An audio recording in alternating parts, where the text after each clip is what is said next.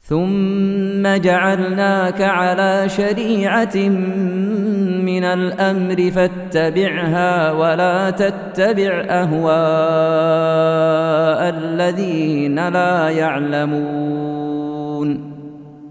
بسم الله الرحمن الرحيم.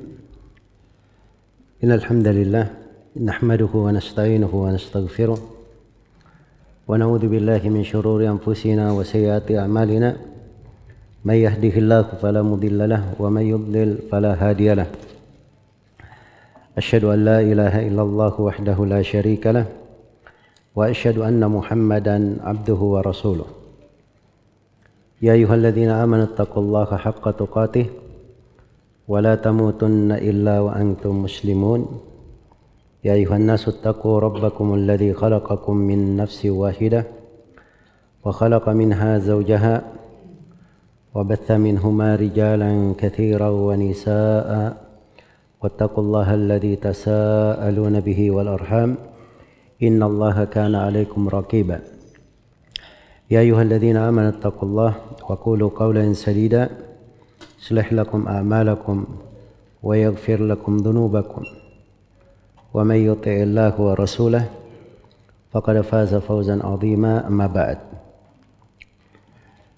فإن أصدق الحديث كتاب الله وخير الهدي هدي محمد صلى الله عليه وسلم وشر الأمور محدثاتها فإن كل محدثة بدعة وكل بدعة ضلالة وكل ضلالة في النار. Al-ikhwa wal akhwat rahimani wa rahimakumullah. Insyaallah taala kita akan mengkaji di daurah ini sebuah kitab yang merupakan kitab yang sangat penting dari buku-buku yang menerangkan i'tiqad ahli sunnah wal jamaah, khususnya di pembahasan tentang sifat-sifat Allah Subhanahu wa ta'ala. Sebelum saya terangkan atau kita baca dari isi buku ini, ada bagusnya kalau saya terangkan dua hal sebagai pendahuluan. Yang pertama terkait dengan buku ini. Buku ini ditulis oleh Syekhul Islam Ahmad ibn Abdul Halim bin Abdissalam Ibn Taimiyah Al-Harrani rahimahullahu ta'ala, yang wafat pada tahun 728 Hijriah. Jazakallahu khairan anna wa anil muslimin. Jadi beliau ini terlalu populer ya untuk kita menerangkan biografi beliau. Saya kira semuanya kenal tentang beliau rahimahullahu ta'ala. Buku ini di penyebutan nisbatnya ini disebutkan dengan beberapa nama yang berbeda. Jadi ada yang menyebut buku ini dengan nama Al-Mas'alatul Hamawiyah. Al-Mas'alah Al-Hamawiyah. Iya. Dan ini disebut oleh Ibnu Taimiyah rahimahullah di salah satu ucapan beliau, sebagaimana disebut oleh Ibnu Rajab seperti itu. Diterangkan di muqaddimah yang ditulis oleh Dr. Hamad At-Tuwaijiri yang mentahqiq dari buku ini. Jadi kita akan baca dari cetakan yang ditahqiq oleh beliau. dan disebut juga dengan nama Jawab Al-Fatwa Al-Hamawiyah. Dan ini katanya disebut dengan nama itu oleh Syekhul Islam di Naqd Ta'sis. Dan disebut juga dengan Al-Fatwa Al-Hamawiyah. Dan disebut dengan nama Al-Hamawiyatul Kubra. Al-Hamawiyatul Kubra. Disebut juga dengan Al-Hamawiyah. Jadi disebut beberapa penamaan ya. Tapi di kebanyakan nuskhah dari manuskrip buku ini itu judul di depannya Al-Fatwa Al-Hamawiyatul Kubra. Al-Fatwa Al-Hamawiyah Al-Kubra. Dan ini yang dipilih oleh si muhakkik di sini, hafizahullahu taala. Baik. Jadi Al-Hamawiyah itu adalah nama tempat. Jadi Al-Hamawiyah itu nama tempat dari Hama, suatu tempat di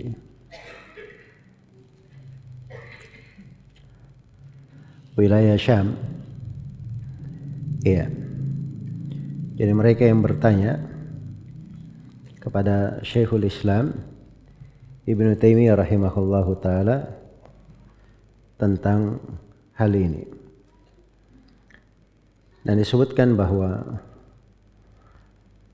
mereka bertanya di tahun atau di awal bulan Rabiul Awal pada tahun 678 Hijriah. Pada tahun 679 ya, 89. Afwan, 98. Berarti 698 pada tahun 698 Hijriah. Iya. Dan disebutkan oleh Syekhul Islam Ibnu Taimiyah rahimahullahu taala bahwa kuntu suiltu an muddatin tawila. Saya ditanya dari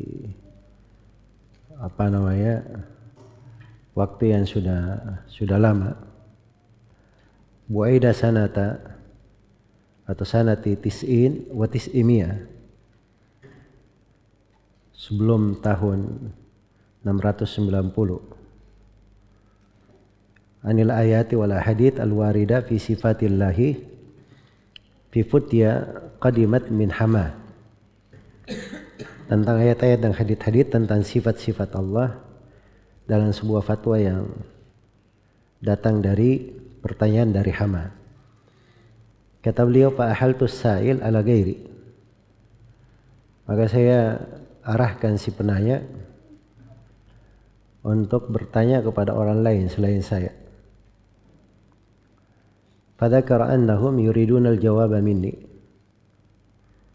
maka dia menyebutkan bahwa penduduk negerinya menginginkan jawaban dari beliau.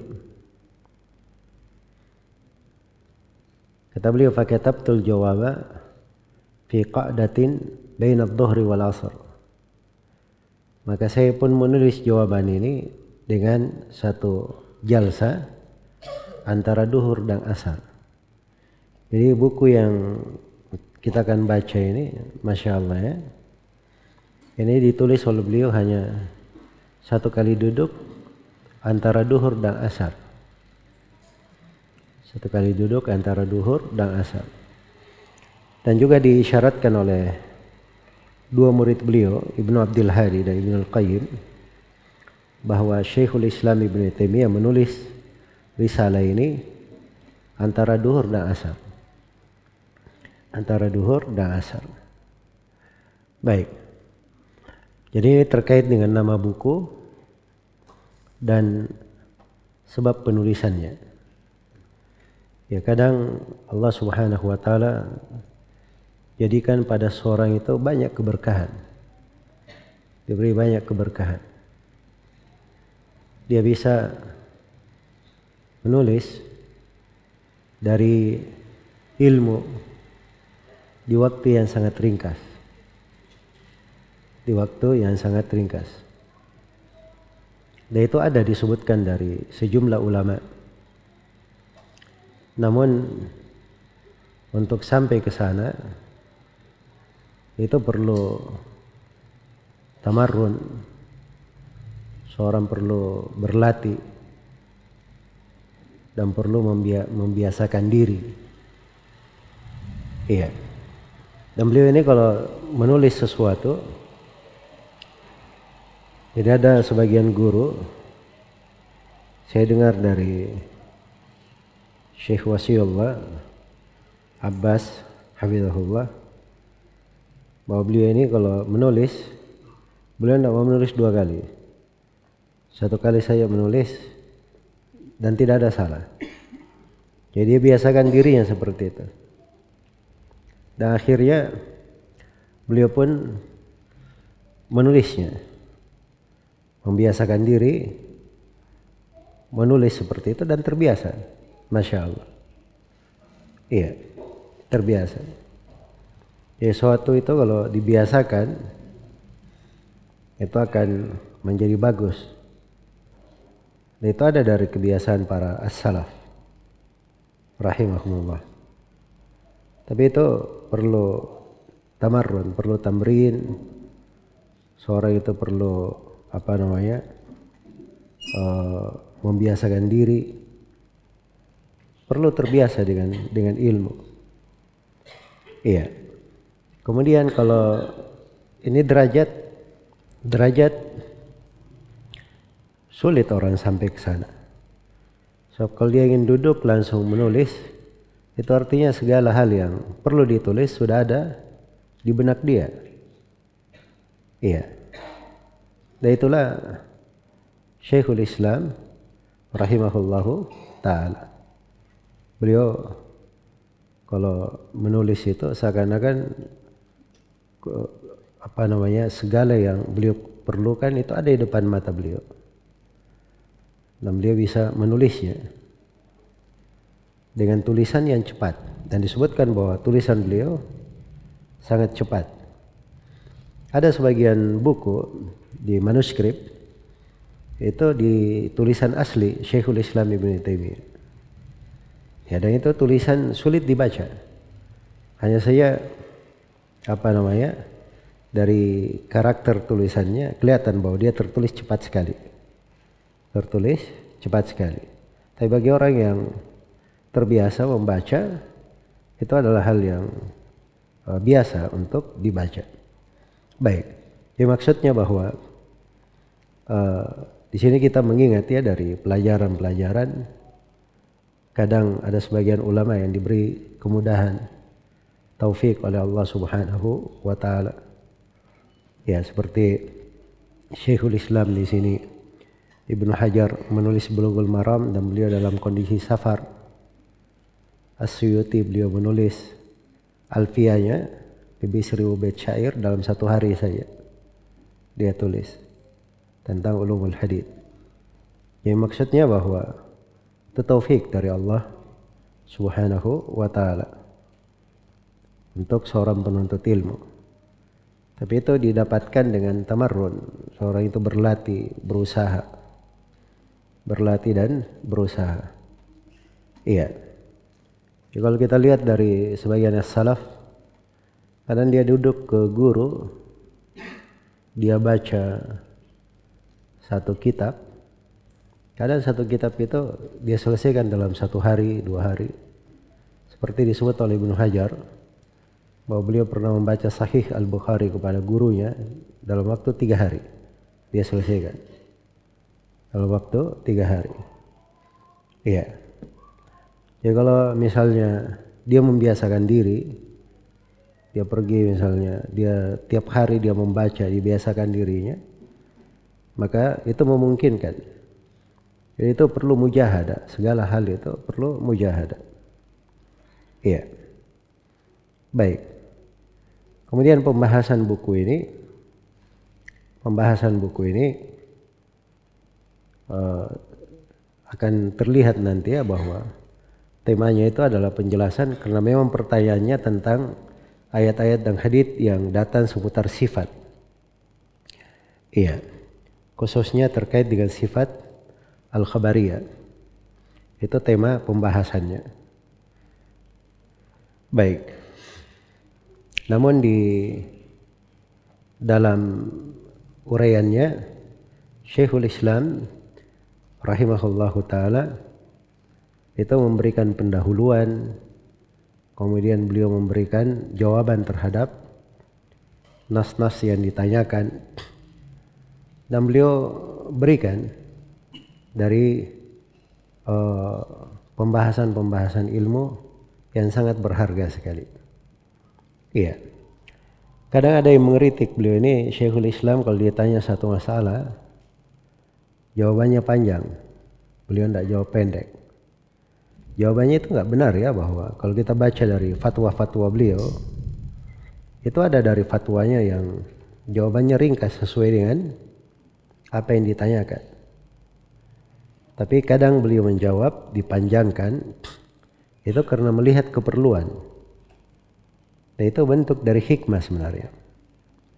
Beliau nggak menjawab begitu saja, tapi beliau lihat kayaknya ini si penanya dia menghadapi masalah begini, kayaknya yang terjadi begini, maka beliau berikan pendahuluan, beliau berikan hal-hal yang mungkin bisa bermanfaat.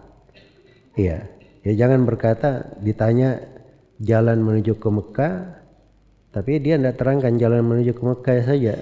Dia terangkan juga jalan menuju ke Madinah, jalan menuju ke Irak, jalan menuju ke Syam. Iya. Tapi maksudnya beliau kadang istitrat ke masalah yang lain, itu bahasanya judun bil ilm, dermawan dengan ilmu. Dermawan dengan ilmu. Karena kadang orang-orang perlu diberi dari ilmu sekadar yang dia perlukan. Sekadar yang dia perlukan. Baik. Kemudian buku ini pendahuluan yang kedua yang ingin saya terangkan. Buku ini kalau kita lihat dari isinya, itu ada hal-hal penting yang tercakup di dalam buku ini. Dan ini mungkin dari pokok maqasid yang ada di dalam buku ini.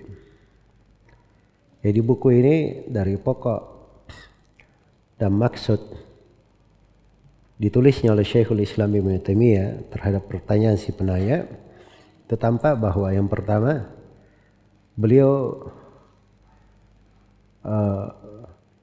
menerangkan bahwa sanad periwayatan atau sanad ilmu orang-orang yang istiqamah itu selalu bersambung kepada para as-salaf. Selalu bersambung kepada para as-salaf. Karena itu dari awal pembahasan beliau terangkan bahwa madhab as-salaf ini itu diambil dari Al-Quran dan dari Sunnah dan apa yang para sahabat berada di atasnya.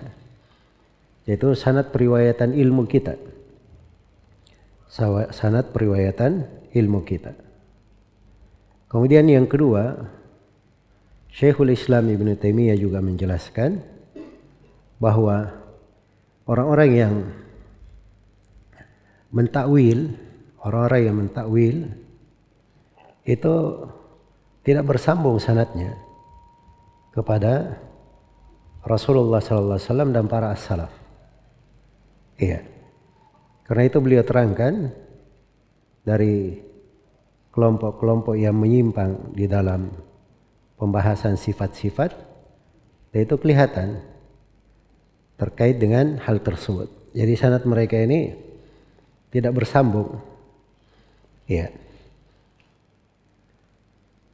Kemudian yang ketiga di dalam dari maksud terbesar buku ini bantahan terhadap kelompok al-Asy'ariyah, orang-orang Asy'ariyah. yang mereka ini banyak mentakwil dari sifat-sifat khabariyah. Iya. Apalagi takrir dari banyaknya pertanyaan tentang makna hadits ini, makna hadits itu banyak dipopulerkan oleh orang-orang belakangan dari kalangan al-Asy'ariyah. Iya. Dan ini menjadi permasalahan yang banyak menimpa umat setelahnya. Baik.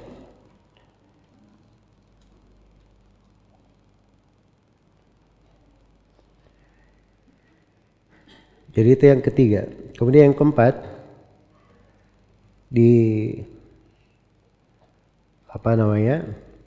buku ini juga diterangkan bahwa orang-orang yang mentakwil itu punya hubungan dengan para pendahulu yang paling pertama di dalam mentakwil. Iya. Jadi yang paling pertama di dalam mentakwil itu adalah kelompok Jahmiyah dan orang-orang Mu'tazilah. Orang-orang Mu'tazilah. Iya. Ya begitu ada yang mentakwil atau mentafwid, kemudian dia menisbatkan hal tersebut kepada madhab as-salaf rahimahumullahu ta'ala, maka akan kelihatan oleh manusia bahwa mereka ini tidak benar. Mereka ini tidak benar. Iya. Tapi mereka sebenarnya mengambil dari orang-orang yang telah lalu. Apalagi takwil itu sumbernya dari ilmu kalam. Kenapa muncul? Sumbernya dari ilmu kalam. Iya. Masuk di dalamnya pembahasan-pembahasan filsafat, akhirnya mereka jatuh di dalamnya. Dan yang paling pertama mempopulerkan hal itu adalah kelompok Jahmiyah oleh Jahm bin Safwan. Karena itu kata Ibnul Qayyim rahimahullahu ta'ala, walidha taqassamatit tawa'ifu qawlahu wa tawarathuhu irtadi sahmani lam yanjud min qawlihi turran siwa ahli al-hadithi wa syi'atil Qur'an. Iya. Jadi katakan bahwa karena itulah ucapannya, bid'ahnya Jahmiyah ini diwarisi oleh manusia, kelompok-kelompok saling bagi-membagi, dan mereka saling mewarisinya seakan-akan harta berharga diwarisi.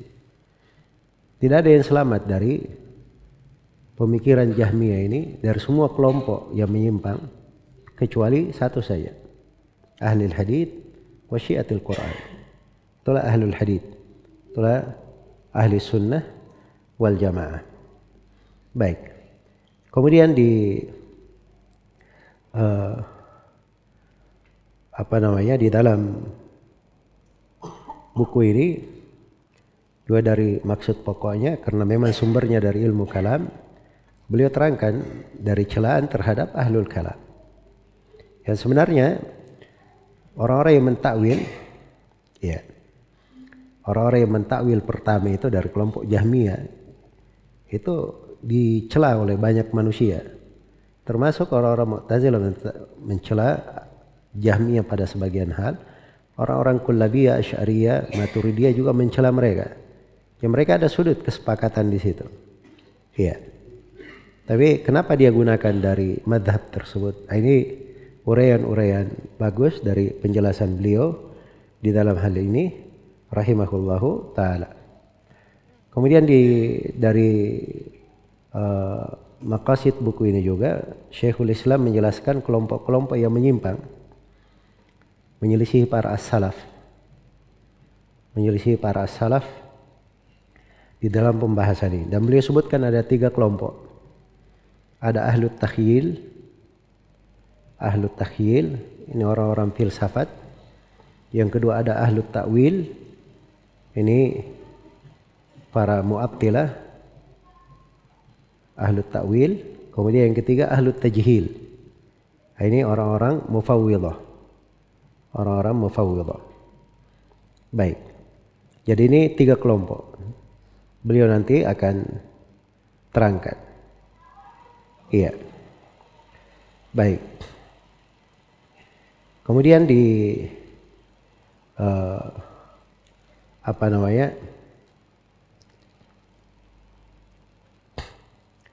Di dalam buku ini juga beliau akan menjelaskan bahwa penetapan sifat-sifat sesuai dengan keagungan dan kebesaran Allah itu adalah madhab para a'immatus salaf. Karena itu beliau nukil dari banyak para a'imah dari ucapan seputar hal tersebut.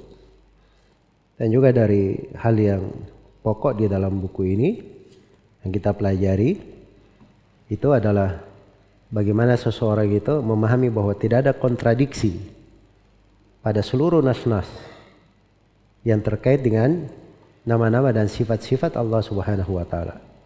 Tidak dari Al-Qur'an dan tidak pula dari sunnah Rasulullah sallallahu alaihi wasallam. Baik. Jadi ini mungkin pokok-pokok pembahasan yang merupakan inti dari buku ini. Adapun isi dari buku ini tidak keluar dari apa yang saya sebutkan itu tadi, insyaallah taala. Jadi kalau saya beri lagi pendahuluan tentang gambaran ringkas tentang isi buku secara ringkas,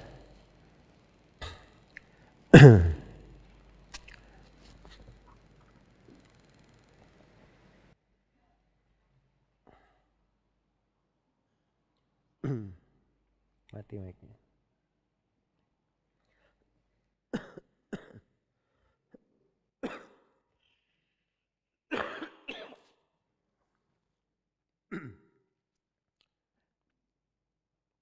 Baik. Jadi kalau saya terangkan lagi secara ringkas isi dari buku ini pembahasan lain ya. Sekarang saya akan berusaha mendekatkan maksud pokok dari buku, dan itu saya sudah terangkan. Kemudian kita akan jelaskan dari kandungan buku ini secara ringkas maksud dari Syekhul Islam itu kayak bagaimana.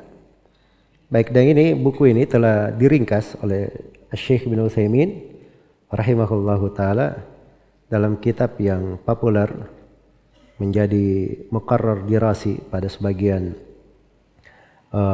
pendidikan.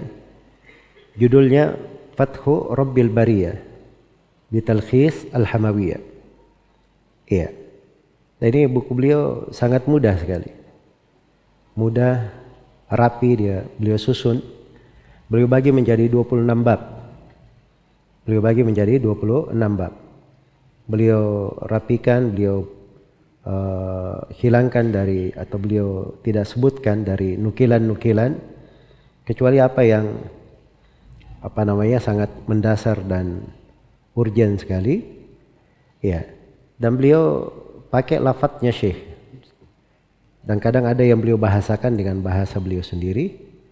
Ya, kecuali ada satu bab terkait dengan masalah iman dan ziyadatuhu wa nuqsanuh, itu tidak ada di kitab Al-Hamawiyah, tapi mungkin beliau memahami secara isyarat dari buku itu sehingga disebutkan oleh Syekh rahimahullah.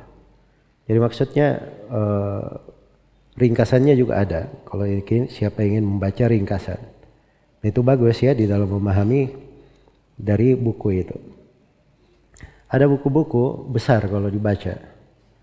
Nah, kalau ingin memahami buku itu, baca dulu ringkasannya. Itu ada ditulis ringkasan. Seperti Sirah Nabawiyah ada ringkasannya Syekh Muhammad bin Abdul Wahab. Buku Syekhul Islam Ibn Taimiyah, di beberapa buku itu ada ringkasannya. Seperti Darut Ta'arud Bainan Naqli wal Aql, itu ada ringkasannya. Iya, Minhajus Sunnah ada ringkasannya. Jadi kalau dibaca dari ringkasannya itu bagus membaca ringkasan. Ada ringkasan Zadul Ma'ad. Karena ketika kita membaca ringkasan, kita tahu secara umum isi dari buku itu apa, maksudnya. Tapi buku aslinya itu dipasang oleh penulisnya memang karena mereka inginkan maksud-maksud tertentu di buku tersebut. Baik. Jadi inilah buku yang kita akan baca namanya Fatwa Al-Hamawiyah Al-Kubra. Ya, kalau Al-Kubra itu yang terbesar. Mungkin ada yang bertanya, apa ada Fatwa Al-Hamawiyah As-Sugra? Ya, disebut oleh Ibn Abdul Hadi di di Al-Uqud Ad-Durriyah, kitab yang beliau tulis khusus untuk menjelaskan biografi Syekhul Islam Ibn Taimiyah rahimahullah dan membela beliau dari tuduhan-tuduhan orang yang menuduh. Dan beliau sebutkan bahwa Syekhul Islam punya dua kitab. Ada Al-Hamawiyah, Fatwa Al-Hamawiyah Al-Kubra, ini disebutkan lafadznya oleh beliau sebagiannya. Dan yang kedua Fatwa Al-Hamawiyah As-Sugra. Ya, ada As-Sugra ini ya Allah alamnya tidak disebutkan oleh para ulama tentang wujudnya atau adanya di hari ini. Iya.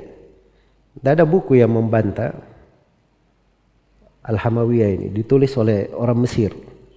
Tulis oleh orang Mesir. Dan buku ini disebarkan waktu itu untuk menyerang Fatwa Al-Hamawiyah Al-Kubra ini. Ketika buku ini sudah tersebar di sana sini, dibaca oleh manusia. Ya, kalau bahasa kita sekarang kayak orang kebakaran jenggot begitu dengan buku Syekhul Islam ini. Maka ada dari Ahlul Kalam Al-Qadhi Syamsuddin As-Saruji Al-Misri, dia membantah Syekhul Islam di dalam Fatwa Al-Hamawiyah ini. Dan ini tulisan disebutkan bahwa tulisannya sangat sangat lemah sekali, tidak berbobot, sampai kata Ibnu Katsir di Al-Bidayah wan Nihayah, yakni adhakal uqala ala aqlihi, dia membuat orang-orang yang membaca bukunya menertawakan akal dia sendiri karena buku yang dia tulis. Ya, dan Syekhul Islam Ibn Taimiyah membantahnya dalam 4 jilid besar. Jadi subhanallah, itu bantahan sebenarnya sangat bermanfaat ya. Dan judul bantahannya itu Jawab Al-I'tiradat Al-Misriyah Al-Futya Al-Hamawiyah. Tapi sangat disayangkan tidak diketemukan kecuali sedikit saja dari buku ini. Dicetak ya di Darul Fawaid Al-Ilmiyah dalam satu tim yang waktu itu diisyraf oleh Syekh Bakar Abu Zaid untuk mengeluarkan buku-buku Syekhul Islam Ibn Taimiyah dan Ibn Al-Qayyim. Dan dicetak buku ini, tapi sangat sedikit sekali yang ditemukan dari buku tersebut. Ala kulli hal, bahwa inilah risalah beliau Syekhul Islam Ibn Taimiyah rahimahullahu taala. Ya. Dia mudah dipahami risalah ini. Kemudian banyak mengandung kaidah-kaidah, dhawabit, usul. Penting untuk talibul ilm untuk memahaminya. Apalagi ini risalah populer. Iya. Banyak dari ahlul bidah, khususnya dari kalangan orang-orang Asy'ariyah, itu merasa terpukul dengan risalah yang ditulis oleh Syekhul Islam Ibn Taimiyah ini. Baik. Dan ini argumen ilmiah terhadap orang-orang yang menyimpang di pembahasan sifat-sifat. Apakah menyimpang dengan mentakwilnya, menyimpan dengan mentafwid, atau menyimpan dengan bentuk mentakhil dari nama-nama dan sifat-sifat tersebut. Baik.